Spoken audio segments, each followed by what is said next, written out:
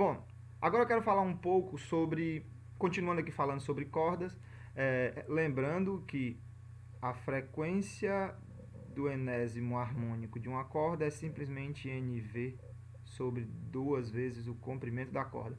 Então, eu quero falar um pouco sobre a dependência da frequência, como essa frequência depende das características da corda. Isso é esperado por nós, deveria ser esperado, porque esse fator aqui, a velocidade, ele depende de características da corda. Ele depende de como a corda está tensionada, ele depende da densidade da corda. Então, é óbvio que a frequência vai depender disso. Como que depende? Então, vamos aqui ajeitar o nosso sistema aqui. Imagina que você tem aqui uma corda, o comprimento dessa corda é L, e essa corda tem aqui uma seção transversal que o raio dessa seção é R, ok? A gente já sabe lá dos primeiros textos e das primeiras videoaulas sobre ondulatória que a velocidade da onda em uma corda é simplesmente a raiz da tensão a que a corda está submetida dividido pela densidade linear. Lembrando, densidade linear é massa por comprimento. Ok? Agora perceba que se você pegar a densidade linear e dividir pela área da seção transversal, por essa área aqui, ó, se você pegar a densidade linear e dividir pela seção transversal, ou seja, você dividir por π vezes r ao quadrado, você vai obter isso. Massa sobre π vezes r ao quadrado vezes L, que é o comprimento. Massa por comprimento dividido por πr ao quadrado. Mas observe, π vezes r ao quadrado é a área da seção transversal. E a área da seção transversal de um cilindro multiplicado pelo comprimento do cilindro vai dar o volume do cilindro. Então, esse termo aqui embaixo é o volume. Consequentemente, essa coisa aqui é massa por volume. Não confunda esse V com esse V. Volume. Né? Então, o que é massa por volume? É a densidade da corda. É a massa específica da corda. Eu estou querendo mostrar com isso que, como essa expressão aqui é igual a esta expressão aqui, então o delta, que é a densidade linear, pode ser substituído pela massa específica da corda, multiplicado pela área da seção transversal da corda.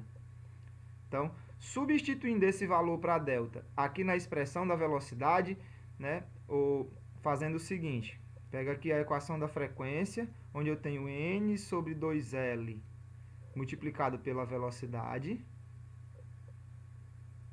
E no próximo passo, então, né, substituindo, onde tem delta, eu substituindo por μ vezes πr ao quadrado, isso vai ficar assim. Tensão sobre μ vezes π vezes r ao quadrado. Agora, o r ao quadrado, nós podemos tranquilamente pegar esse r ao quadrado e colocar ele para fora da raiz, ele vai como r. Então, isso aqui vai ficar n sobre 2r vezes L multiplicado pela raiz da tensão sobre π, ou melhor, μ vezes π. Lembre que 2 vezes o raio de uma coisa é o diâmetro. Portanto, a frequência da corda, a frequência do harmônico pode ser dada por N, o diâmetro da corda, vezes o comprimento da corda, tudo isso multiplicado pela tensão, μ, π.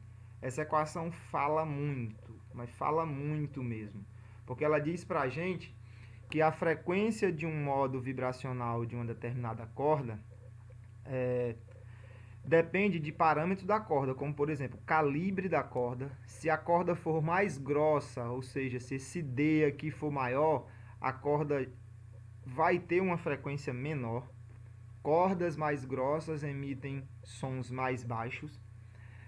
Isso aqui também está me dizendo que quanto maior for a corda, L muito grande, vai ter frequência pequena. Cordas grandes emitem sons baixos. E isso aqui também está me dizendo que, como isso aqui é a massa específica, um fator inercial, quanto mais pesada for a corda, mais grave o som que ela emite. Quanto mais esticada estiver a corda, mais alto o som que ela emite. Ok? Então, você já deve ter percebido isso, se você alguma vez teve a oportunidade de olhar de perto as cordas de um violão. As cordas mais grossas do violão, mais grossas, elas emitem sons mais graves. Você também já deve ter percebido que quando alguém acocha a corda do violão, quando ele aumenta a tensão, o som fica mais agudo. Você também já deve ter percebido que as cordas mais pesadas emitem sons mais graves. E você também já deve ter percebido que o som de um contrabaixo, que tem um comprimento muito maior do que o de um cavaquinho, por exemplo, o som do contrabaixo é mais grave, porque L maior significa F menor. Ok? Então, é muito simples interpretar essa equação. Ela diz para a gente como que a frequência de um determinado modo vibracional de uma corda se relaciona com parâmetros da própria corda.